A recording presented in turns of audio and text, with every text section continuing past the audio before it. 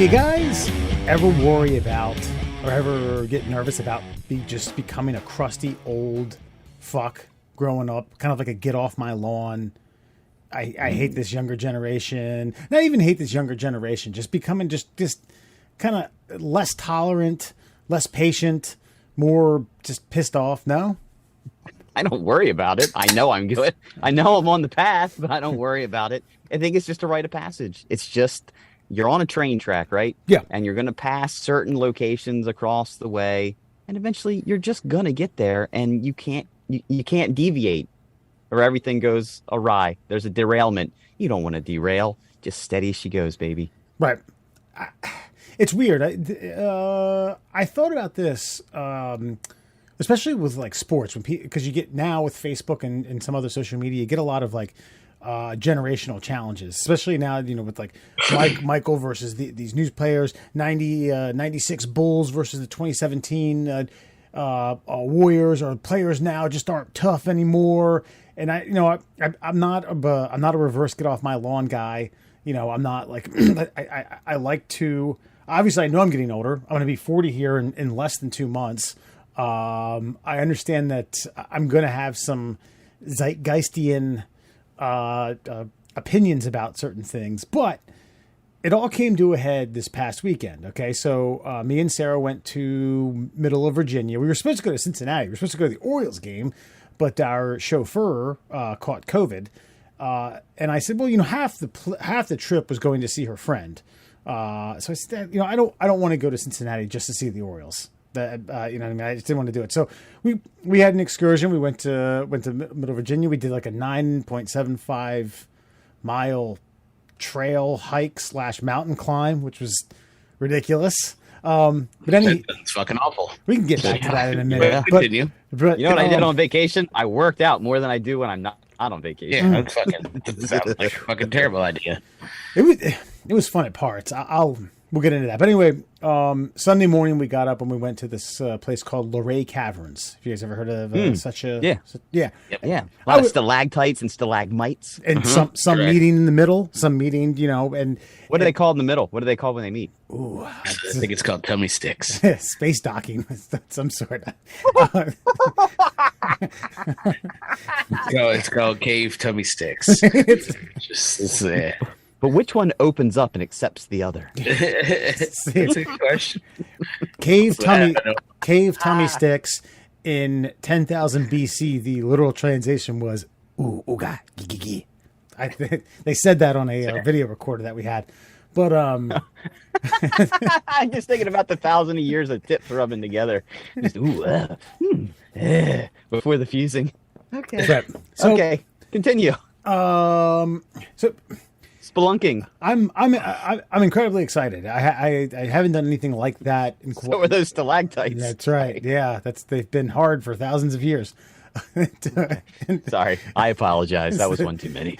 But so two things, actually three things happened. So one, there is a reflection pond that has a perfect like mirror reflection of what is above it, or the I guess the top of the cave, and it does look neat when you're looking down at this water. Like, holy shit, that looks wild. And it's a small area, you can't get past people, and it's a group of people, ladies in their mid-20s, and they're all taking pictures, and it's like 12 different pictures, and then I flick a different type of a filter, more pictures, another filter, more pictures, another filter, more pictures. Like, God. And then one of them said, God, would you just look at that? And I was like, yeah, would you put your fucking phone down and look at it with your fucking eyes and remember? So I just sit there patiently for like 2 minutes while it was like, okay, next thing, a 50-year-old dude is walking down this narrow path that but if you got into one... You want to unpack that one first, or do you want to keep going with all of your old man grouchiness? Well, we could go one at a time, I guess. I thought I'd give it to you in one fell swoop, but we can sure. No, let him go real quick. Okay, all right. Give us a quick rundown. So we're going from, and these things there was areas that opened up, followed by smaller kind of footpaths that were big enough for two people to get by. Well, this one guy has his phone out and he's video recording and narrating it, and he's walking down the middle. So you can't get by him, and he's walking slowly.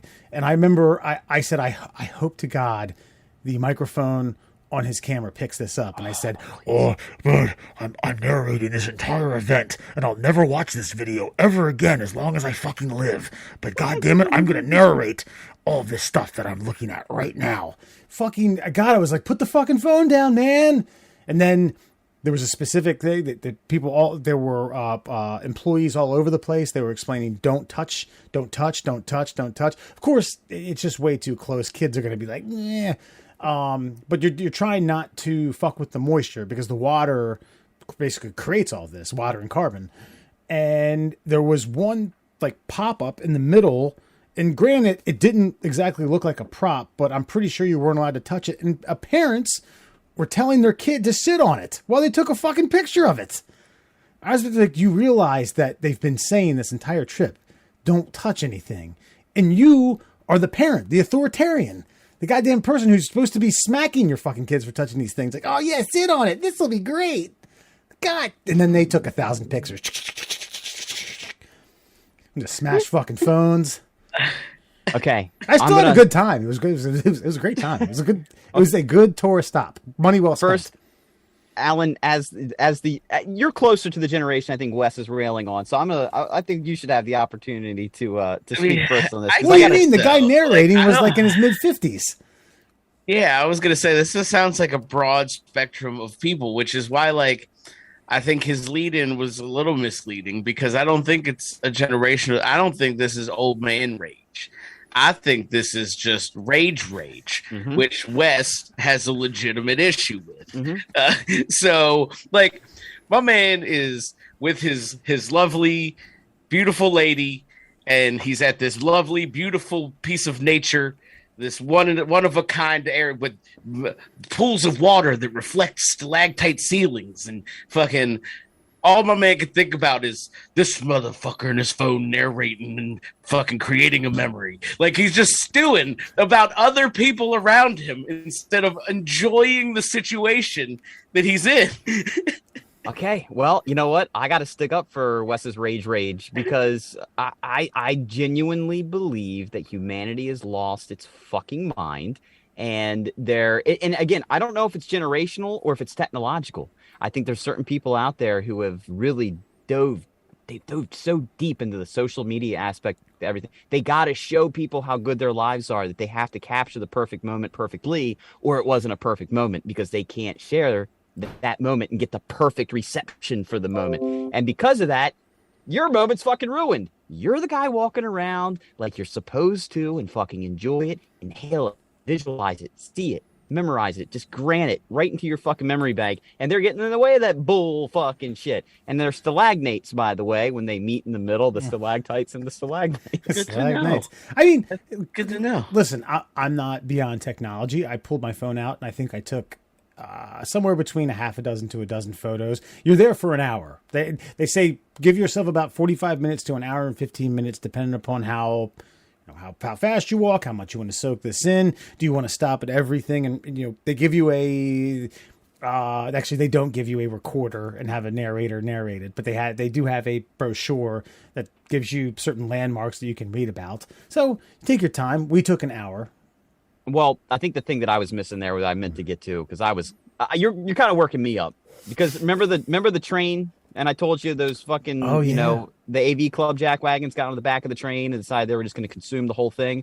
They were getting in the way of my good time. Their good time trumped everyone around them's good time. And so those people that were getting 14 Instagram filter photos were getting in the way of your enjoyment by taking too much time to capture the perfect enjoyable moment. So they were fucking up your opportunity to have pleasure. Same with fucking 50-year-old fucking narration guy. He was getting in your way of having your own mental narration that wasn't bothering anybody else. Yeah, so you were mad that they were in your way. Wannabe Morgan Freeman motherfucker. Yeah.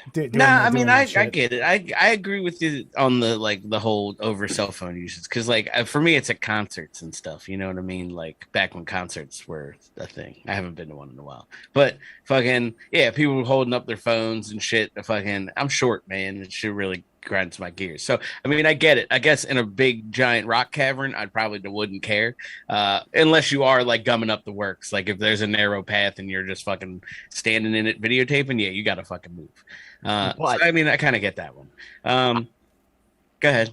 No, I was good. Well, just I remember I got on Maria about like videotaping something one time, and I was like, "Can't you just enjoy this?" And she looked at me. She said, "Are you enjoying it?" I said, "If you'd put your phone away, I'd enjoy it." Well, I'm enjoying it by recording it. Is that okay? And I was like, "Fuck." Yeah. Who am I? Got you. That's Like, who am I to say how much pleasure you're getting from a moment? that's something I just don't And I understand. think it all boils down to like, so these days I don't really take pictures a lot, and I find myself being like, oh, I wish I had took like a picture or two, but I'm also okay with it because I like remember that thing that I did, and I wasn't taking pictures. So it's this fine line of like, I could fucking bootleg a concert in my hand, or I could just watch the concert and enjoy it. You know what I mean? So yeah, I get what you're saying, man. But see, like the reflection pool, and I don't even know if that's what it was called, but we'll call it that for conversation's sake. It bottlenecked, and rightfully so, because it was an attraction of these caves. It was one of the highlights of it, and it is beautiful. It is absolutely, it's a marvel. It's wonderful to look at, and I get it. I wasn't even agitated for the first part of it because I was kind of on my tippy toes looking over like 3 or 4 people. I was like, oh,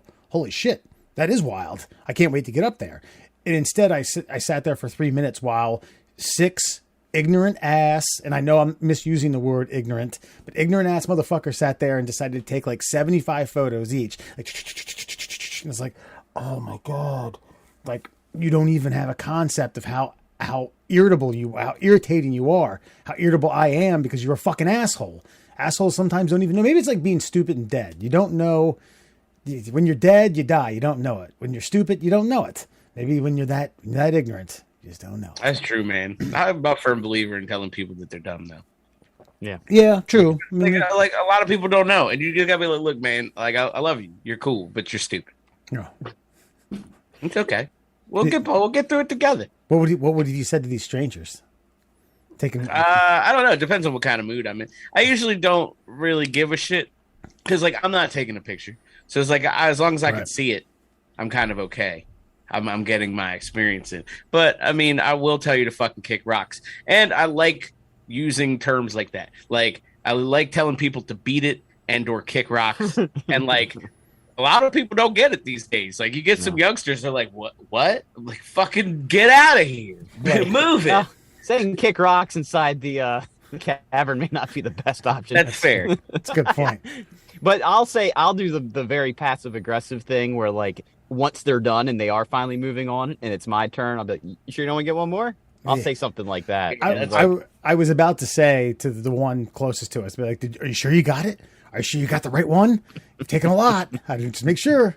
Or just very loudly complain so that the rest of the group also like hounds them for, come on, man, like from a distance. And then some people will be like, yeah, some other asshole would be like, get the fuck out of here. And then they'll get the hint. My favorite one to mutter is today, Junior. That's an old one. Yeah.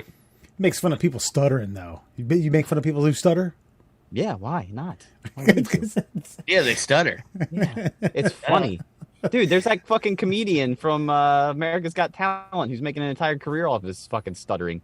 And he's fucking brilliant. And the way he plays it is fucking brilliant. So, you know what? Fuck him. God damn it. I shouldn't bring this up, and I'm going to. Like, we got a deaf chick that works with us. And every now and again, she gets a little flustered and she gets mad. And you start getting that noise coming from her face. And yes, we will mock her occasionally. And somebody will say, you shouldn't do that. I'm like, why? We fucking pick on each other all goddamn day. You know how many bald jokes I got to listen to? You know how many short jokes I got to listen to? You know how many neurotic jokes I got to listen to? Anxiety jokes I got to listen to? I hear the gamut of it. She's got one fucking thing we have to pick on. I'm going to pick on her for it. Why? Because I like her. And you pick on people you like. And she just happens to make a fucking, like the beginning of the fucking again? Led Zeppelin. I always say if we ever take her to karaoke, we're going to have her sing Led Zeppelin, the immigrant song. Oh, wow. God, it's a wonder you aren't shit canned for that. By the way, just for frame, this is what I was talking about. So there's water, you can see it, and then that is pretty awesome. Yeah, it's stunning. It's wonderful.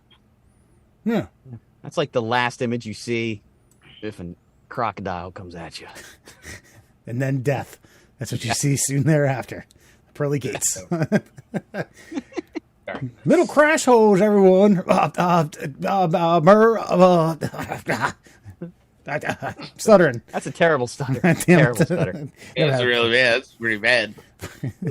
Why are you guys making fun of me for my bad stutter?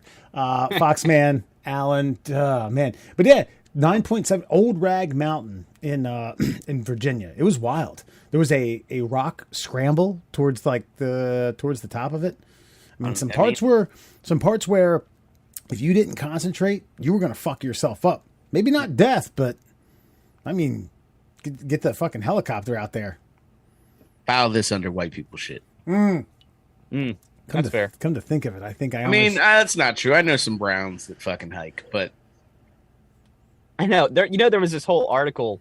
I can't remember what agency it was, but somewhere in California, and it was talking about like hiking is racist because like it's white people do all the hiking, and it's like, did you ever think that black folk maybe just don't want to go out and fucking climb a hill? It's just white people shit. That's fine, right? That's just white people stuff. I'm fine with that. Y'all can have it. Like, it's not that I don't. Like, that's a lie. Because it's not that I don't. Like, that's excessive. 9 mile hike, no thanks. I do like a mile or two or something like that. That's fine. If you could have cut the first part leading up to the rock scramble in half, the rock scramble, and then maybe like another half a mile after that, that'd have been cool. That would have been probably somewhere between 3-ish miles. That seems reasonable. So that last like mile downhill, which we bypassed some other stuff. I mean, I was avoiding rocks to step on because my feet were so fucking tender. I looked like I didn't even want to look at the bottom of my feet. I got in the pool at the hotel afterwards and just laid there for 10 minutes. I'm not talking about laid by the pool. I'm saying laid in the pool and just let my notes suck. Did you do this in appropriate footwear? This sounds like a thing you need appropriate footwear for, like specific footwear for. Yeah, Wesley boy. Probably did them in like some Adidas fucking Under Armour cross trainers. Yeah, that's solid. That's a solid choice. Under Armour shoes are terrible too. I was even asking Sarah towards the tail end. I was like, is there anything that I could have bought south of like $150 that would have helped me out today? Would have made me feel less, I don't know, like anytime I stepped for that last mile, like I was stepping on nails. Yeah, probably some nice boots. South of 150? No. I said nice boots, bud. Yeah. Well, I mean, that's what I said. South of $150. I'm not spending that kind of money when I hike. What if you consider? Okay, I've been quote unquote hiking before, but nothing like this. Okay, everything I've done before this was just a trail and a hill, and sneakers were okay. Yeah. This like when sorry. So how did Sarah fare? Oh, she's done this before. She's done this very trail before. And shit? No, she had these like, it's tough to explain. It's like ASIC off-roaders. So it's off-road running. Yeah, I got those. Like Nike makes them. They make like their running shoes with like they're called like Terras, and they got their little. It's like if you modified like anytime you see like in a post-apocalyptic movie, and it's like there's this Mustang GT, but it's got fucking like fenders with fucking. Like shark's teeth hanging off the side. Yeah, it's like that. Mad Max. They add just treads where treads don't even need to be. Just in case. But there was dude. Go ahead, Mer. I was just gonna say, like, you talk about like spending too much on shoes. Like, dude, I go through a nice pair of Nike running shoes every 6 months. Well, you figure that's more of a mileage thing than it is. Yeah. Can't you write that up? Isn't that a work expense? Yeah. Well, no, because they technically give us money to buy shoes, but we have to buy shoes that are made by they have to be union made shoes. And so like they make you wear those all black fuckers, like just everything black on black. Yeah, basically they find a cow that is fallen in a field, and then they literally just shape the leather off of its hide, and then they instantly, like before it's cured, just like sew it together in shoe form, and then they go to the rubber factory where they get like the hockey puck rubber and then they just somehow stitch it to the bottom of said dead cow, and that's your union made shoe. And then your feet are fucking eviscerated within a week. And if you step on anything sideways, the whole I tore a tendon on, like, you know where the nubby thing is on the outside of your ankle? Mm-hmm. I tore the tendon that touches that, all because I stepped on a rock, and just the entire shoe, it's so hard, it just went completely sideways. It took me about a year to heal from that motherfucker, and I still had to stumble around on it the whole time. That sounds terrible. So I don't wear those anymore. Leave it up to a union like that to limit what you can wear for something that is job specific. You know what I mean? Your job requires walking. So they're like, you guys are a union, right? Like aren't you a union? Yes, and union we must support union. So union must support union. Well, I'm just saying that, like, maybe get more active in your union, because it sounds like your CBA is really shit, and you guys got the shaft. Yeah, run on a platform of quality footwear. Yeah, like, fuck this. We need Nikes. Yeah, you might win. You might Just on the pun alone. Yeah, you'll be fucking union treasurer in no time, and you'll be skimming a little off the top and fucking living the good life. Well, you know, I don't want to comment. I'm waiting for like 3 red dots to show up on my fucking forehead and chest simultaneously. There's a really good movie from the late 80s where Sylvester Stallone is it's called Fist. It stands for the Federation of Interstate Truckers. It's a union movie. Have you ever seen this? Yeah, I think so. Yes. Go ahead. Yes. No, it's Stallone rises through the ranks and becomes the fist leader and gets absorbed by all the fistings that are going on, I suppose. I don't know. I've only seen it once, twice. I don't know. 73 on Rotten Tomatoes. It's worth a watch. Really? Yeah. Huh. Wow. I wonder if they thought that title was going to age well or not. I got to say, somewhere around the early 2000s, someone was like, damn, ugh, weird. Well, Middle Classholes. Wait, I already introduced this, didn't I? Yeah, you got it. Yeah. We just got a good double intro going inadvertently. So. Middle Classholes, everyone. Morale, Fox, man. Speaking of unions, no, just kidding. Oh, God. This is like what? I'm really getting into like phony leads, phony like kick-ins like that. Phony unions, yeah, that's right. Man tries to perform nose job on himself, unsurprisingly ends up at a hospital. So a Brazilian man who did not give himself a Brazilian or attempt to give himself a Brazilian or fist himself ended up in an emergency room last week after attempting to perform a rhinoplasty on himself using YouTube tutorials and super glue. So he used some rubbing alcohol to disinfect the area, veterinary anesthetic to numb the pain. When he was done operating, he used self-absorbing thread and super glue to close the wound. Actually, the ER did very little after that. Now, they don't say whether or not the self-performed surgery or procedure was a success. This shit's just going to happen more and more. Especially, he said he learned it off of YouTube. Now, I don't know. I'm assuming this wasn't a DIY rhinoplasty video type thing. This is obviously that he watched the surgery and said, I can do that to myself. And if you guys remember, roughly a year ago, a guy in Florida tried to cut his dick off or cut someone else's dick off. And I don't know how that tied to it. This is the first thing I thought of. But your thoughts on the DIY rhinoplasty? I think I got to see it first. Yeah. Is there a picture? No, there's obviously just some stock photos from some movies, and then a guy in OR scrubs giving a thumbs up. Well, it sounds like he was very attentive to the videos that he watched. Like, there was a lot of detail you gave there. I mean, and most of it sounded fairly straight up for a DIY nose job, you know? I mean, it's all, I guess, really contingent on how steady his hand was and, you know, did his face get infected? Yeah. I'm willing to bet that, you know, whether he likes the results or not, it worked. He definitely changed the shape of his nose. Oh, yeah. Well, it was a nose job. That's for sure. Well, I think the fatal flaw, and this is a catch-22 right here, is I believe veterinary anesthesia is basically ketamine, and that's a disassociative. And so you got to take it, but then all of a sudden you are in a psychedelic realm where you may or may not be able to follow along to your YouTube tutorial anymore. And you may just happen to go a little Picasso on yourself. Yeah, that's a good point.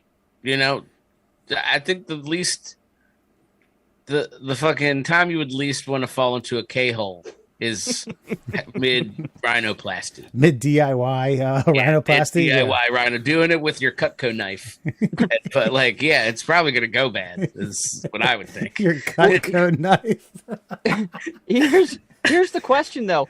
Now, why did he end up going to the hospital? Exactly. Was he bleeding out? It sounds like, look, infected obviously wound. It's a dumb idea. Infected wound. Oh. That's it, though? Yeah. Everything else seemed to be a success. Wait, what did you say? Guy was infected? Infected wound. He showed up at the showed up at the Campo Limpo Emergency Care Unit. It sounds like a real top 10 in the Brazil area. Definitely. Damn. Yeah. So he might have done an okay job. He probably did okay. Just got infected because he's not in a sterile environment, and he probably got his hands all up in there, cleaning the wound, dressing, and then guidance on the necessary care. That was it. Patient was discharged from the hospital on the same day, in addition to being referred to return with a BMF specialist. That is they don't say, damn it. Bad motherfucker? Yeah, I guess the bad motherfucking specialist, yeah. Well, okay, I'm starting to think, and now we live in a different world. We live in a different era. You already went through all the nonsense you got to deal with when you just go to a vacation spot and people got to use their cell phones, and it's a different era. Should plastic surgeries be covered under your insurance policies? Because apparently, I don't want to upset a certain alphabet of groupings of people out there, but people seem to have a lot of identity disorders in this day and age, and if we are to thwart this mental illness epidemic, if you want a nose job to feel better about yourself, maybe the insurance companies, because they're expensive, and that's why this resort to a YouTube tutorial. Well, should or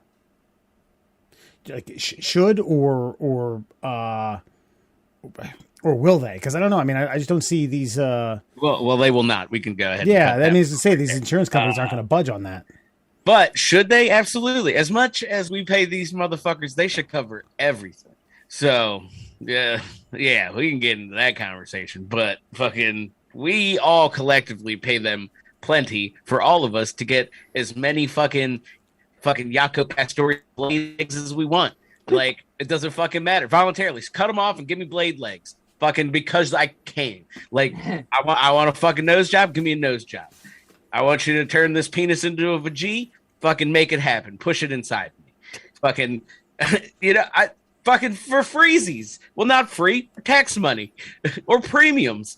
Either way. Make this a stalagmite. However, there's plenty of money floating around for these motherfuckers for us to get as much stuff as we'd like. I do think that maybe some basic cosmetic procedures in this very vain era of humanity that we live in should potentially be covered in some capacity. Like dental work. Dude, I see the commercial all the time. I don't know what it's for, those screw-in teeth where they implant threads into your gum line and then they fucking actually screw them bitches in. And their taglines because what is it?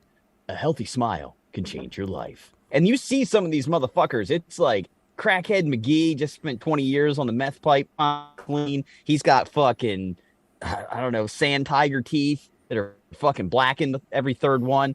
And then they show the after, and it looks like a fucking fresh set of chiclets shaved down. It's damn, homeboy could have been somebody. But now he's got beautiful teeth, and he's still got a face that's all fucked up.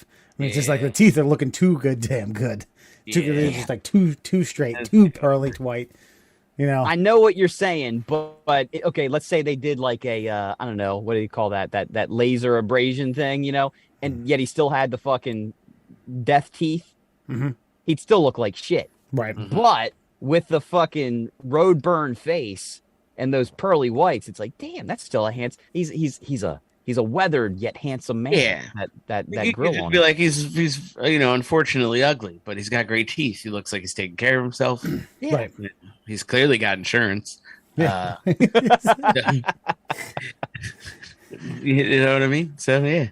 No, I think you're right. Yeah, definitely. So some cosmetic shit. Teeth and eyes. Why does our healthcare was like, you know what's unimportant to us? Your fucking mouth. Get other fucking insurance for your mouth, you piece of shit. It's not part of healthcare. You know what? Like, it's totally nonsensical to me. It makes zero sense. Yeah, it seems like they only cover the shit you can't see, like your internal organs and stuff. The shit that you're not even the shit you don't even realize is fucking dead and bad. Yeah. They were like, we got you on this cancer stuff, man. Just catch it before you die or whatever. You know what I mean? But they were like, but if you got a cavity, I don't know, you gotta fucking figure that shit out. and pay fucking out of pocket. You're like, your premiums really don't mean anything. You still gotta pay us. Well, you've been to YouTube? We'll give you a copay. Yeah. Actually, this is a DIY cavity filler. First of all, take some K. Get yourself some animal. K. Yeah. Where do you think this guy got himself some animal anesthesia? Anesthesia. Probably, you can probably just strut up to any your local rave on a Saturday night. That's a good point. Yeah, he makes a fair point. There's certain things that because they're on the black market, they're probably easier to come by than like by legal means. Like, okay, just for example, in your 40s, let's just say you wanted to take a heroic dose of mushrooms, you'd probably have a better chance of just like enrolling at Johns Hopkins and then trying to find some. What would you do? Like, I wouldn't even know where to look if I wanted them. Like, would I go to like a high school parking lot? Be, hey guys, listen, I know I'm a creepy old guy, but guys got any shrooms? Like, how would you go about it? I don't know. You could just call me. Yeah, I know a guy. You just call us. Have you been thinking about it? We'll hook you up. All right. I mean, we can talk later. Okay, fair enough. Okay, maybe the 6 degrees of separation is as far as I thought. Murr was thinking about going to a high school. He was Hey guys, kick in the door for a high school party. Be like, hey guys, I'm just saying, like, okay, like do a DIY facelift to make himself look 18.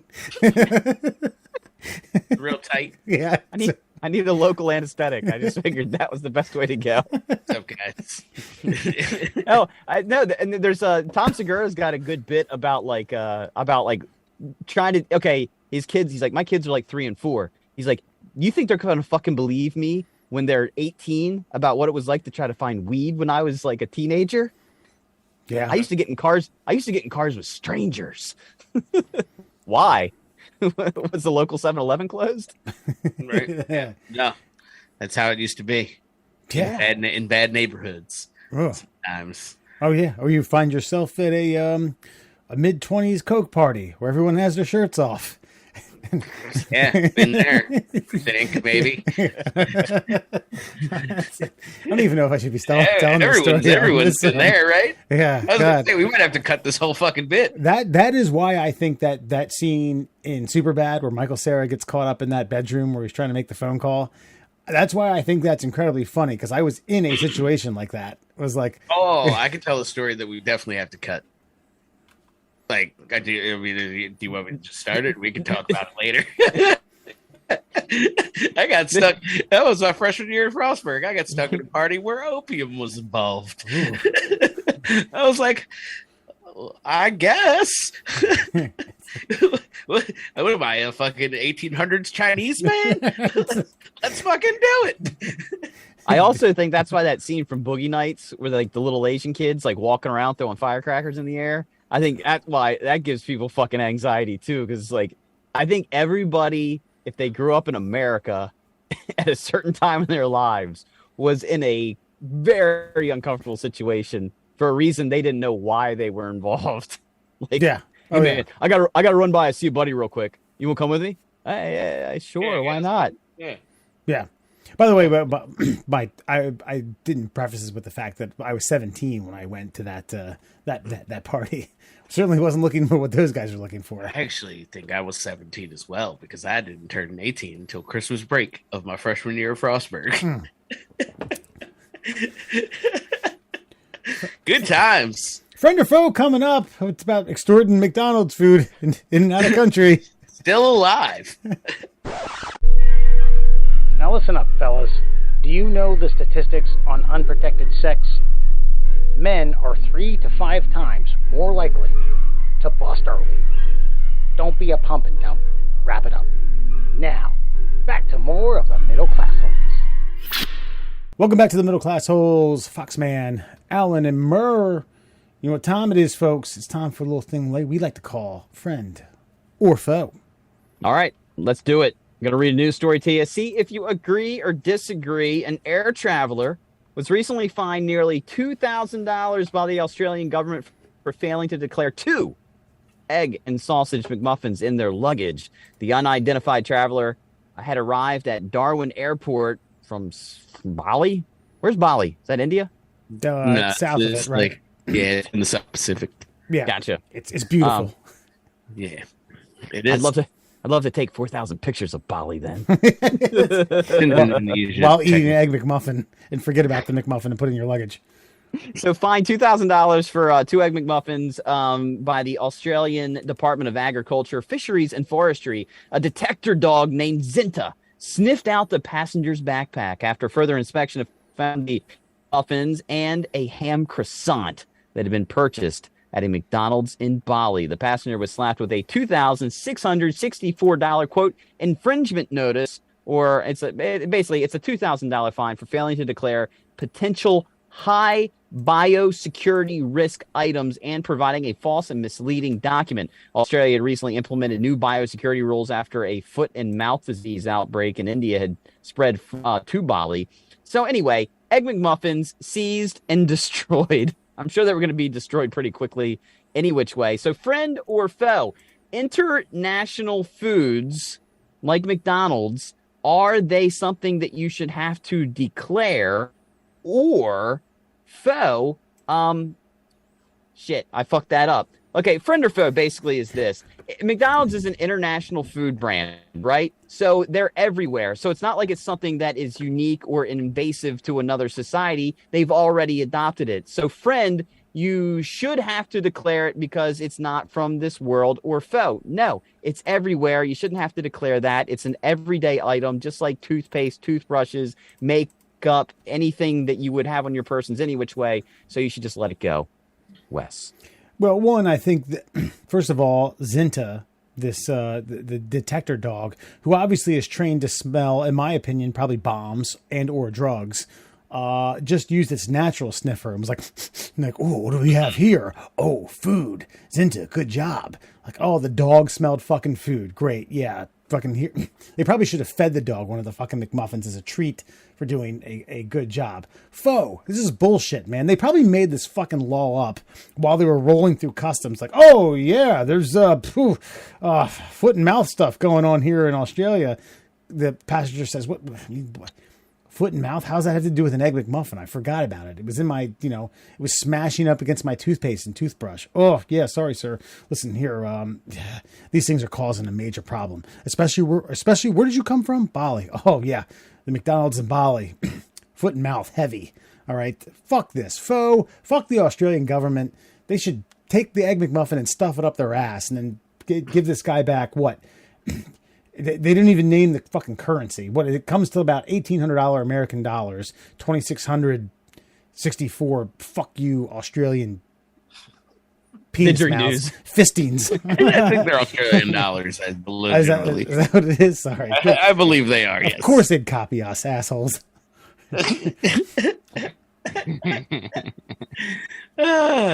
So. I think he's done. Yeah. They probably take pictures of stalactites and brag about it. You see what I'm saying? Like, I understand a little bit about the cave, but I also think it was just rage. It's just built up rage. But again, it happened at a natural wonder. I don't disagree with him in the least. I champion this rage. Hold on. I think there's logic behind it. Go ahead. I think, Murrow, I think what Alan's saying is that he's not disagreeing with the feelings that I have. that I overstep my bounds. My rage kicks in and I get too aggravated. I get too agitated. I get too fucking Tommy boy, like JoJo the Indian circus boy. Yes, exactly. Yeah, he said it. He said it on one of the ones with the road rage. He's like, my man Wes has a problem. Okay. In certain situations, I think it's a problem. But in this situation, situations like this, I think if everybody were JoJo the idiot circus boy, then we wouldn't have fucking $2,000 fines for Egg McMuffins in fucking airports. Because an Egg McMuffin in an airport, to me, it's as natural as planes fucking docking outside the fucking terminals. Like McDonald's and everywhere is normal. I wouldn't think to declare that. Why would you? It's a snack. And who's to say he didn't get that or she didn't get that, whoever, at the Bali airport? Let's back up here. There's a couple of things we gotta sift through here. First of all, one, why are the McMuffins in checked luggage? Because you're hungry later. You want to eat them when you land. Motherfucker, stop playing with me. You are not putting a goddamn McMuffin in your checked baggage. Let's stop it. I don't even care. I'm not even going to allow you to play devil's advocate. Stop it. That's not a thing. All right. So, and then two, yeah, you say McDonald's is the same everywhere. Tell me the last time you got a ham fucking croissant from fucking McDonald's. Okay, maybe that wasn't from McDonald's, but okay. What is your point though? Because my point is that there is probably some logic behind this because of how food is prepared in different areas, and like what different fucking countries' FDAs, let's call them, because that's not what they are, will allow to be in or not in meats. So I think there's some logic behind being like, well, if you're going to be a dumbass and check meats and cheeses, you like cheeses specifically, like you got to declare cheeses because of fucking milk and processing and all that fucking shit. So like, I get the logic behind it, but I also believe that as a fucking just blanket statement, prepared food should not have to go through customs. So like cooked food, like a fucking McMuffin, should not have to go through customs. Like if I'm eating if I took 3 tacos with me, I shouldn't have to check them. It's just fucking shitty ground beef and lettuce and cheese. You know what I mean? Prepared food, I think, should be bypass all of this shit. But maybe don't check your fucking meat breakfast sandwich in your fucking luggage. Like, what are you doing? You said, when's the last time you saw a ham croissant at McDonald's? Yeah. Maybe he saw a DIY build your own ham croissant on the internet and put it together. That's fair, but it sounded like it was McDonald's branded. The other thing is, I don't know how long this flight is. Maybe it wasn't that long, and maybe he was trying to be courteous to the folks in the cabin and didn't want to bring stinky food on his carry-on and was just like, I'll put in my checked baggage. That way it doesn't smell up the cabin. When we land, I'll have a couple Egg McMuffins on me and yada, yada. I just think that thought process though. I don't want to disturb people's fragile noses on this flight. These bunch of strangers, so I'm going to check them in my baggage so that 3 hours from now I can eat fucking cold ass McMuffins and one ham croissant. Like look, it just none of it makes sense. No, you're right. None of it does make sense because it's not like it's a culinary delight that you can't get anywhere else, and so you'd want to like save it for nostalgia. It's a fucking Egg McMuffin. Yeah. You can get it anywhere. It doesn't fucking matter. You remember how the outbreak started in 12 Monkeys? It was at the Philadelphia airport. I mean, just maybe err on the side of caution. Now, it does say that Australia has recently implemented new biosecurity rules after foot and mouth disease outbreak in Indonesia that spread to Bali. Now, I didn't realize that. I may recant some things. There you go. And then the McMuffins were seized and tested before destroyed. Do you think they tested them for foot and mouth disease? Probably. Yeah, they probably fucking use their feet to run to the fucking break room to put them in their fucking mouth and eat them. Dirty airport security. Then they made $2,000 on the side. I mean, yeah, maybe. And went and bought more McMuffins. Goddamn right. What you do? 2,000 McMuffins, please. I just came into a fucking bag of loot. Okay, I just feel like Australia has gone off the rails, like with COVID and everything. Like that was of all the places on planet Earth that you expected to see, like almost like concentration camps. I didn't expect Australia to be the one that were like, no, sir, you can't take 2 steps off your front porch. We'll have to tase you and arrest you. You know, like I didn't expect to see that from Australia. They They just feel power hungry. And I don't know. I don't know the rationale for putting Egg McMuffins on your checked luggage. I can't justify that one way or the other. I like how he's backtrack on that because he did try to give you a half-ass, like, maybe you're hungry later. I stand by what I said, but I can't justify that. I can't create that person's logic for that. But I also can't create the logic that would tell me that I need to declare at the customs, like, you have anything to declare? No, I think we're pretty straight here. What are these? Oh, they're Egg McMuffins from McDonald's. Well, it looks like we're gonna have to take you down to the patty wink, and we're gonna have to find you $2,000. What for? What, for Egg McMuffins? Like, I wouldn't think at all I would have to declare that. I mean, it does say like food and drink, like right there in front of you at customs. Again, I'll fall back on if it was like Bali street food where I got, like, you know, fresh cream noodles, like, done on the back of a trash can, thrown into some, like, Tupperware container, and, like, here you go, sir, off you go. And that's what I tried to bring in. Yeah, I kind of get that. But the fact that it's just a fast food item that's generic from everywhere, it just doesn't feel like, to me, McDonald's isn't food anyway, so I wouldn't even think to declare it. That's fair. Yeah, let alone rubbed with foot and mouth disease. Like I said, the passenger probably got it at the Bali airport and just didn't have time to finish it. It was like, shit. I'll stuff this for was like multiple sandwiches. This was like sandwiches for later. This is crazy talk. Well, maybe you don't know what you want at the time, you know? You're a little nervous. For McDonald's? You don't speak the language. They got a ham croissant on the menu. You've never seen that before. You're like, shit. That's probably would have threw me. I'd have been like, what the fuck? This is not Burger King. What am I doing? What is happening here? Like, that would have fucked me up more than anything, honestly. I do have to know more about the person because, again, the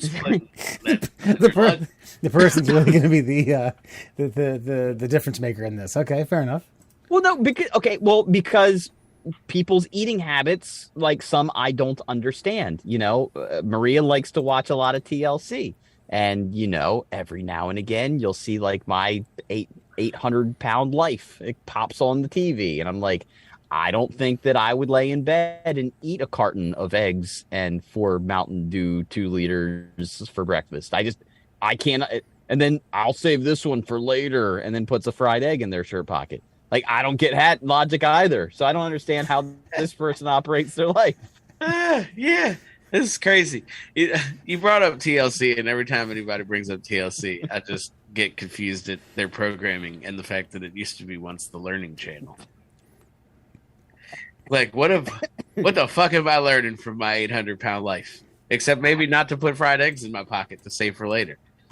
I do learn that I am more normal than I think inside my brain sometimes when I witness the atrocities that other humans put themselves through every day. Yeah. You know what show I used to love? What was it? Wife Swap? Was that TLC show, I think? I think it was.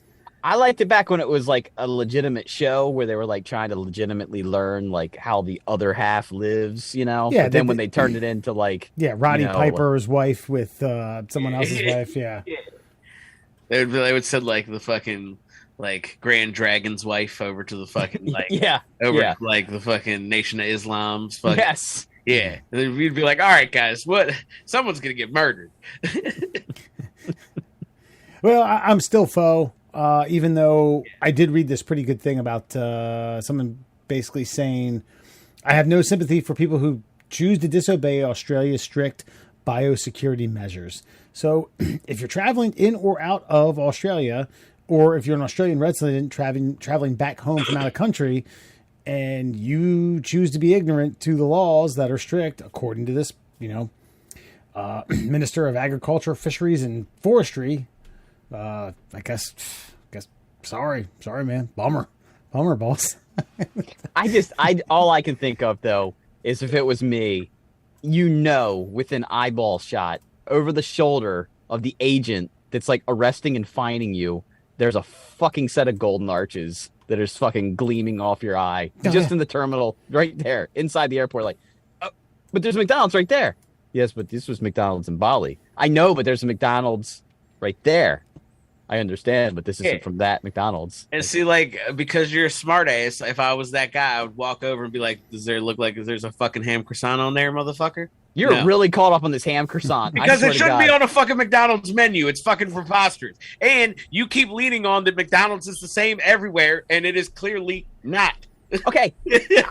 I don't know that the ham croissant came from the McDonald's, okay? I don't know that. I don't know that it was a ham croissant from McDonald's. I know that it was an egg McMuffin from McDonald's, but I don't know if the ham croissant was from McDonald's. Yeah. I was like, beat it, geek. Burger King has a ham croissant? Yeah, Kelly was like, there's definitely ham croissants at McDonald's. And I was like, and I just gave her the face. And she was like, no, I think it's Burger King. And I was like, yeah, that's right. Beat it, geek. And then you told your wife to kick rocks. Yeah, well, I said beat it, geek, to be specific, but yes. High risk, high reward, whatever. Sorry, folks. Listen, when you travel to Australia, don't even take fucking Jolly Ranchers. Nothing. Just don't go. That place is fucking wild, man. Here's what I'm coming down to is I'm starting to realize about me that America's big enough and diverse enough that I just, if I want to go to an exotic beach, I'm just going to go to like the panhandle of Florida. I don't know. That's exotic. That's very American of you. Or maybe Galveston. Very conservative of you. I'll go to Galveston, Texas or something. You know what I mean? Like people are brown there. We're in a different land. The whole world with all this history and knowledge and rich cultures, and just Murr being like, you know what? I think I'm good in Cecil County. I'm good. No, I'm right here. I want to leave Cecil County, but I feel like there's enough in this, the lower 48 where I just, I just don't need to get. I ain't worried about it anymore. Those places are old. Their systems of government all failed for a reason. We're a superpower. Why would I want to go visit the lessers? I'll just stay here. As a matter of fact, the Fort Lauderdale airport encourages you to bring more McDonald's. Just fill up another carry-on, 2 carry-ons, one with your toiletries, one with McDonald's, and beer and booze. Go to fucking Burger King if you want a ham croissant. Maybe that's what we need to do. You got Spirit Airlines where they don't let you bring in anything but your human body with you. Maybe we just need to start our own private airline, like just sell booze and fucking, I don't know, man. Do a little bit of everything. You want a stripper on the plane? Fine. I don't care. Yeah. Whatever you want. A piano player like they used to have at, what was it, American or something like that? That was a fun fact from the way back.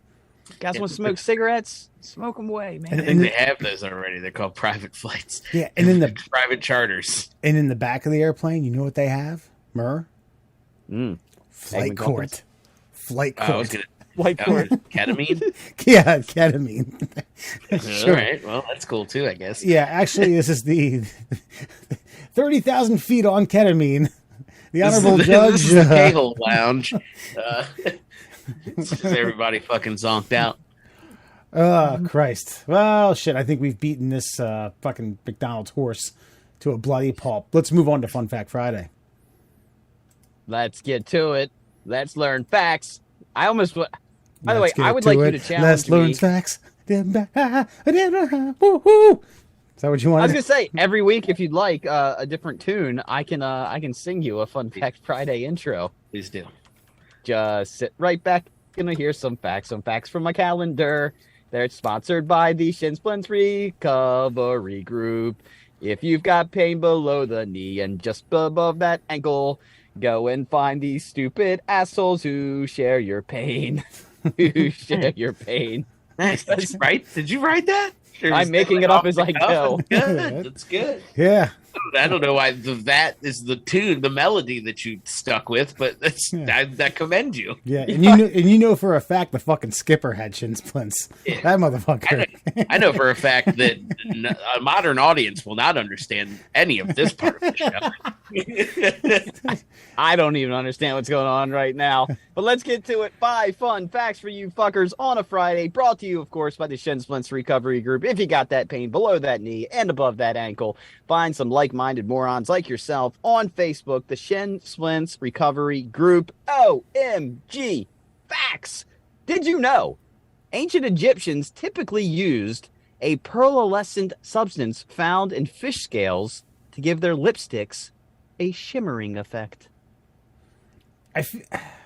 I feel like I knew that simply because it wasn't just lipstick. I feel like they did it for like high up on the cheeks, below the below the eyeballs, to like accentuate the high cheekbones. Yeah. Also, sometimes below the knee and above the ankle. That's right. Yeah, it's they didn't. You know what they did with chin splints back in Egypt? They fucking cut your knees off.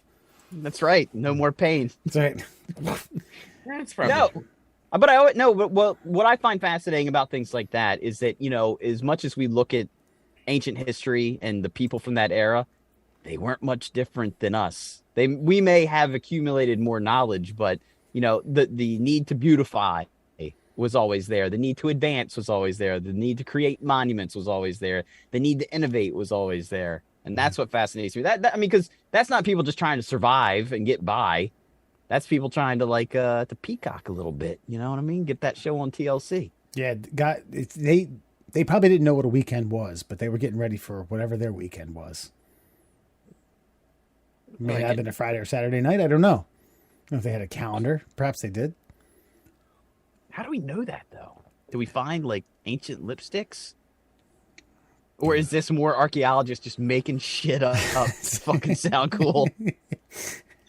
I think you could probably figure that one out a little bit. Like if like a mummy had like some fucking like glitter residue on her fucking like mummy lips and shit, and you were like, oh, look at it, it's fish scales, and then the archaeologists filled in the holes. Yeah, the early on archaeologists when they beautified themselves, they used fish scales, you know, fucking rare fish scales from the Mediterranean, and you're just like, shut up, archaeologist. Yeah, they first taught people that these people were just ravenous, like fish eaters. They just sat there and ate fish all the time. And later on, they're like, wait a minute, these people ate like civilized humans. This is beauty product. This is Maybelline before we even knew what the hell that was. Yeah, this is L'Oreal. Yeah. Those idiots before us, they had no idea what they were talking about. Archaeologists, Indiana Jones motherfuckers chomping around here. Have you guys heard of this Younger Dryas theory, by the way? It's a theory that an asteroid hit the Earth at some point, and that there were advanced civilizations, and then they were wiped out almost all the way to extinction, and then we rebuilt civilization, so our timeline's all fucked up. I haven't, no.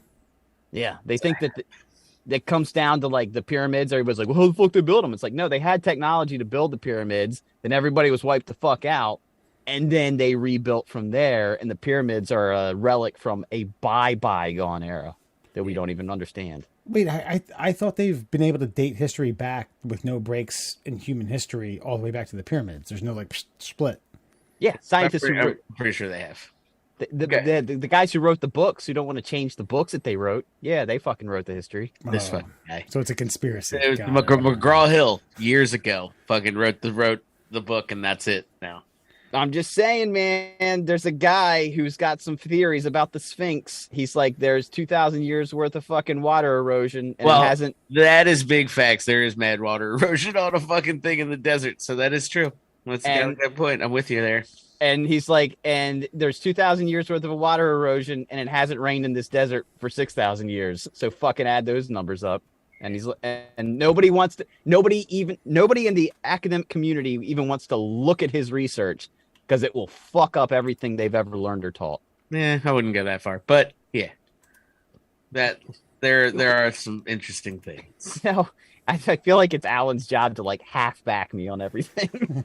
Yeah, because I mean, I got to make sure. Like, I mean, I don't care if you go crazy, but I'm like, I mean, I'll try to keep you at least tethered to Earth. You know what I mean? I'm tethered. I just want somebody to. You know what? I want you're somebody... tethered, but you're fucking loose. Somebody needs to come re-secure the tether, is what I'm saying. They might need to check the structural integrity. I don't know if it's been checked in a while. I just want somebody to hootie my hand, man, and just hold it and take the journey with me. Did you know male orb weaver spiders give back rubs to their mates so they don't eat them? That's smart. That's wise. Damn. I did not know that.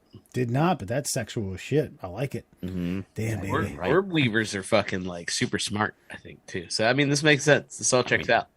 Relatively smart. I mean, those webs they weave are they're wild. I don't even know why I don't know. You can see. I don't get it. You got regular like the brown spiders that build the classic web, which makes sense. Shit's gonna fly into it. It's a fucking net. But the orb spiders build that real fucking narrow, like zigzaggy thing. What is that for? Dumbass animals that just don't know any better. Like, oh, I'm climbing this fucking ladder, and they get stuck. I think it's just not a better, but like for them, I think it is evolutionarily like it's more successful. I Yeah, guess. little trial and error, you know? Yeah, and plus like that you can build in an area where like, you know, you ever found an orb weaver's web in like a place where you were like, man, that's really inconvenient for me, or like no, but like dickbag regular spider will be like, all right, here's this 6x6 tapestry I made on your fucking porch last night, right by your front door, because I'm trying to catch like 2 mosquitoes. You cool with that? And it's like, no, I'm gonna tear it down now because I have to walk through it. So I think they're just smarter. Like I said, I think it's just a wiser move. I just know that I used to have to drag my trash can around the back of the house, and during the summer months, an orb spider decided he was going to take up post between 2 bushes that I had to drag the fucking trash can in between, and I walked into not just his web, I walked into him. And I don't know if you know how big an orb spider is, Wesley. They're pretty big. Oh, well, one of those touches the upper left-hand side of your cheek. No. There is a noise your body makes. It cannot be replicated. Yeah, no, I've been there. Not orb spider on my cheek, but I understand what you're talking about. That involuntary like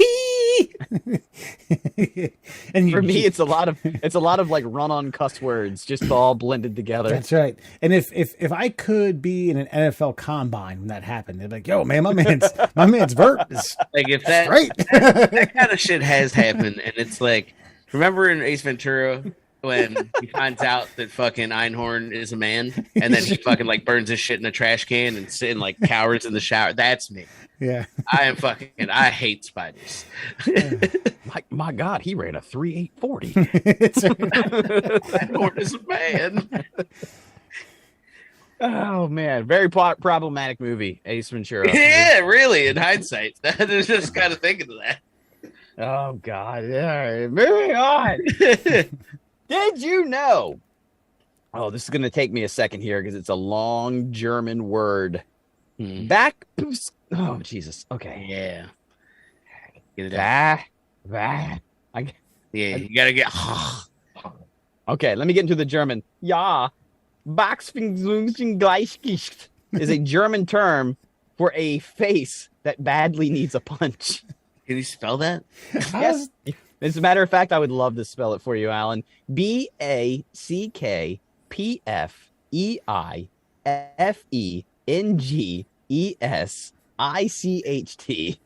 Yeah. It's like the 35th round of fucking spelling bee right there. Like, ooh, could you use that in a sentence? I want to see the phonetic. What's the nation of origin? Oh, and the other thing too is, how dare you? Like, did you know? No, of course I don't fucking know that word and what that means. I was waiting for Alan to be like, well, I did host trivia night. Oh, that's right. That does ring a bell. No, this one does not.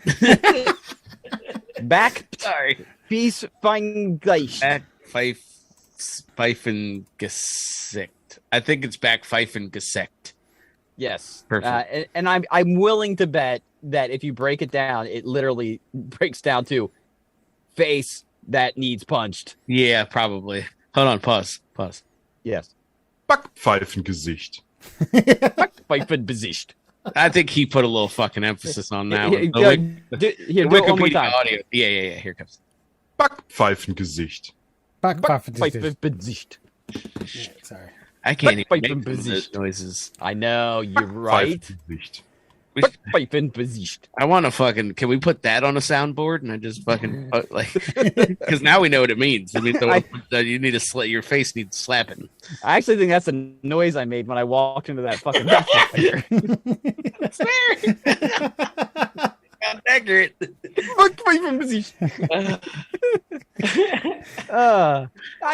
I just love that they have a whole word for it. It just means that we're a lot more similar than we are different, because we just literally say that guy's face needs punched, and they just have a fucking series of syllables and consonants that make the noise for you.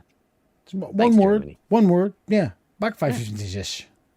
It's that means it was a necessary word for their culture. And you know what? It's necessary for all cultures. Did you know it takes less than 5 minutes to fall asleep? It is backtrack. If it takes less than 5 minutes to fall asleep, it is likely linked to sleep deprivation. A healthy sleeper takes about 15 minutes. So if it only takes you 5 minutes to fall asleep, that means that you're a tired motherfucker, and you're probably not going to get good sleep, even if you fall asleep fast. So if you're healthily rested, it should take you 15 minutes, which sucks, because it takes me like an hour. So like I lay my head down, I'm actively trying to go to sleep. Like, okay, sleep time, boom. 50, okay. It's because sometimes I'm watching television and I kind of conk out. I'm not really paying attention to it. Yeah. No, I'd say like you and your brother, though you guys are like capable of instantaneous sleep, I don't think you guys get good sleep. It's nonsense. I don't know what you're talking about. It is not nonsense. Alan, I have watched this guy and his sibling just like mid-sentence, like, and then you fucking like, dude, you all right? Blah, blah, blah, blah. Hey, what are you talking about? I don't know. Nah, what you mean. so You want to get some egg McMuffins? Go to Australia? I do that shit too. Actually, I think I have narcolepsy. Sometimes, like I will fucking pass out, and like anywhere too. So, interesting. I feel like I sleep pretty well though. I think it's bullshit because it'll take me an hour to fall asleep. I'll sleep for like 2 hours, and then I'll wake up, and then I'll be like, I guess I'll just get on Facebook for 4 hours, and then get a half-hour nap and go to work. Yeah, I just can't. I don't sleep. Some of these guys, like, I watched on a Hard Knocks a couple of years ago when they did the Texans, and J.J. Watt was instructing not a fellow rook, but a rookie about, like, people like us who exert this amount of energy, you should be getting a minimum of 10 hours of sleep. He's like, really? Not 8? He's like, no, 10 hours. Bro, that your body has to recover. And I was like, man, God, that sounds lovely. I'd like to do that. Dude, I keep hearing I'm freaking out internally because I'm a worry ward any which way. Like, I don't sleep much. I sleep about 6 hours a night. And I keep hearing all these research studies about like dementia and like lack of sleep and dementia. Like, well, the less sleep you get, the more likely you are to suffer from dementia. I'm like, God damn it. I'm losing my fucking mind. Joe Rogan, please give me more nootropics. I need all the alpha brain I can handle for the rest of my life. Yeah. To get that melatonin up in you. I've heard not to take that too. That it fucks up your brain chemistry. From who? Science. Yeah, I mean, your brain makes it. You can take a little bit of it, I think. But, like, if you're abusing it, then, yeah, that's probably 5 milligrams every now and then won't hurt. Dude, I tell you what. I bought some 5 melatonin. milligrams? Yeah. I think that's a lot. I'm fairly certain that's a lot. I know. I'm not a doctor, but I think that's a lot. I think 10's the heavy dose. I think 5's like a... They make 1, 5, and 10. I bought a 1, and I took it, and I slept for like 12 hours and then woke up like I was still sleepwalking. If I do take one, I nip it. I just chew a little chunk off of it, and that'll put me down like instantaneously. Something's up with my brain, man. It's all off. If you couldn't fucking tell. Moving on. Good luck. 15 minutes. We'll count you next time. Did you know new parents will lose 400 to 750 hours of sleep in their baby's first year? God. I can attest that is absolutely true. That is the one thing that parents will not lie to up-and-coming parents about. Get some rest now, because you ain't going to get it later. It's fucking rough. So 400 to, what was it? 400 to... 750 hours of sleep in the baby's first year. I mean, you're talking... I mean, if you get 8 hours of sleep in a month, that's 240 hours a month times 2, 480. So you're 2 to 3 months worth of sleep. Motherfucker. Dude. Yeah, dude. Look, I'm talking like you're lucky to get 4 hours a night, like of like legit sleep. You're lucky to get that, and that for because man, it's something, man. Yeah. But I'll tell you this though, you realize you're capable. you know, when you come out the other side of it, you're like, God damn it, I did that shit. All right. Like you realize, like, when something that is helpless is requiring your attention, that you are in fact capable, and it's a sacrifice that you can make. God damn it, I don't want to do it again. But I also heard on the flip side of that, this is from a mother of 2, now 3, but at the time 2. She said when she has the house to herself and she gets some sleep, it's almost too quiet. I almost wake up because it's too quiet, and I wake up in a panic, thinking like, oh my God, something's wrong. They're hurt. And because it's a training thing, man. Like now that the boy's 7, like the other day, like I was in the bed. He was on his Nintendo and he was playing in his bed, and I was like, "Hey, buddy, let me look at what you're doing." I guess I passed out, and then he left the room and turned the light off, and I was like, "Ugh, what happened?" He's like, "Daddy, I'm gonna let you sleep." I was like, "God damn, I love you, kid. I love you." And then he did, and he went in the living room, watched TV and shit, and I'm like, "This is great. Why would I want to start this journey over again?" Shit, tucked you in, asshole. Basically. Yeah. And that, my friends, is your Fun Fact Friday. All right, Alan, tell the kiddos and all the kidettes and all the astronauts and cadets and all the people who extort and bring in Egg McMuffins illegally into all the countries around the world can find us. McMuffin smugglers? Yeah. That's really, I think, the bulk of our audience is McMuffin smugglers. It's a lucrative industry. I think we got a name for the show. You're welcome. But, Wes, thank you. You can find us, our beloved listening audience. You can find us on all your favorite social media platforms. You can check us out at MDL Classholes on Twitter and Instagram. You can find us as the Middle Classholes on Facebook and TikTok. And of course, for your listening pleasures, please check us out as the Middle Classholes on Google Podcasts, Apple Podcasts, and Spotify. That's right. Oh, and please don't forget, email us. Please send us your spam if you want, really. Credit card offers, we'll check them out and see if the APRs are good and send you a reply back. You know, just hit us with them. So, and you can send those to Tickle Our Tummies. That's tickleourtummies@gmail.com. Do we have anything? Did we get anything? Probably. I got a notification that it's my last chance to sign up for the Apple Arcade 3-month trial. Well, I mean, 3 months free. It's not bad. Yeah, Apple I know, Arcade. but I'll forget. Yeah, you'll forget. They won't send you. They won't send you a follow-up. Could be lovely. Could be lovely. Apple Arcade. Christ, who the hell knows what's behind those doors? Yeah. You can play like all the variations of Candy Crush. Yeah. So that's good. Got that going for you. So they got that going for you. By the way, I blame Ryan Reynolds for my my Toon Blast addiction. He did like 700 commercials for it, and I was just like, all right, fine. I'll download the goddamn game. You want to know what level I'm on? 1 million. 6,597. This is actually on my old phone. I say this a bit, how should I put it? I don't know, but I'm a bit foolish of myself. Candy Crush, remember if you didn't if you didn't upgrade, you could only play so often in a day? Yeah. You only had so many lives. Well, I used to change the time and date on my phone so you get more lives. Yeah, I did that too. You've been doing that too? I did. They fixed the glitch because, no, it was so easy. After a while, it was just like, God damn it, there's my 5 lives. Boop, boop, boop, boop, boop, boop, boop. And it's now 2014, and hey, look at that, 5 lives. Boop, boop, boop, boop, boop. Switch it back. 2014. That's pretty clever.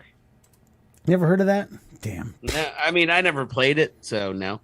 But yeah, my co-host at the time, she would play the shit out of that game, and then one day she was like, God, I gotta stop playing this game. I'm like, why? What's the problem? She's like, I don't know. I keep spending money on it. Like, you spend money on it? How much money have you spent? I don't want to tell you. I was like, how much money have you spent on it? It's like, I don't know, like $200. $200? $200 on Candy Crush? Too much. Yeah, that's way too much. You might as well buy real candy. I know. I've never spent a dime on a free download game ever. That's like people people spend money on porn. That's a good point. That's just terrible. Yeah. Shouldn't be doing that. There's way too much out there. Because you know what it tells me when you spend money on porn is that you're watching it for its quote unquote entertainment value. I mean, there's a utilitarian purpose to that visual stimulation. Yeah. Get in, get out. You shouldn't be spending I'd rather watch an episode of Seinfeld. I guess that's my point. You know what I mean? Yeah, Elaine's hot. I could get off to that. I agree. Before you go, folks, listen, this past week we lost two sport legends. Boston Celtics center, an all-time great NBA legend, champion of champions, Bill Russell, and the voice of not only the Brooklyn Dodgers, but the Los Angeles Dodgers. He made the migration with them. Broadcaster of, I think it was like 63 or 64 years, Vin Scully, the voice of voices. I don't know, man. I mean, like, I listened to Vin Scully. I didn't listen to Dodgers game, but I listened to him in a lot of All-Star games and World Series. I didn't watch Bill Russell play, but through the advent of YouTube and just the way the world is now, I get to watch a lot of that stuff. But I don't know, man. I think it's like, again, back to I feel myself getting old because these are guys that people are going to start dying, man. This sucks. I don't know. Your thoughts on the passing of two sports legends? Yeah. I mean, Bill was, how old was Bill? I think was he like in his 80s? I mean, 83, I think. Hold on. Okay. Yeah, I mean, that's not terrible. Vin Scully was like a million. So he's like 94. I'm surprised that guy wasn't dead a few years ago. But no, I mean, it sucks, man. You are getting right. Like, we are getting to an age now too that like our fathers' legends are passing. So like the kind of the stuff we heard about as kids growing up, like learning our sports and falling in love with our own legends, like those guys are passing away. So it's definitely an interesting time. Russell, time stops for no one. Russell was 88. Scully was 94. Wow, it's okay. It's one of those deals like lives, yeah. Like when what was it? Stan Lee died and he was like 100. Maria looks at me and she's like, well, "What'd he die of?" Like, fucking old age. 100, yeah. A stiff breeze. Living necrosis. His body was probably dead a year ago. It's just finally caught up to him. Like, look, I know these guys got good long lives, and like somebody somebody put up a it was Vin Scully, and he was just calling the game, and he was telling a story. I think it was about like Bumgardner or something, and it was just a story, and it shows you why the greats are great. It's like he was just talking to the audience. Like the guys that will never be remembered, at least in the broadcasting world, are the guys who are fucking like just robots. The normal guys, like Joe Angel, Baltimore broadcast. Yeah. Like, that guy just was fucking amazing. Like he would just talk like a normal person. Like he knows that what he's doing is kind of ridiculous, and he just paints a picture for you. And those are the people that are great. And he was one of the greats. Bill Russell. I mean, I don't know. I don't watch a lot of basketball. Obviously, I know the name, and for somebody who doesn't watch the sport and knows the name, that should tell you how legendary they really are. Something before my time that I never saw. Russell, 11-time NBA champion, won as a player coach, by the way, and he was the first African-American head coach in the NBA in what was then and still, God, it still fucking chaps my ass that Boston's a racist town, man.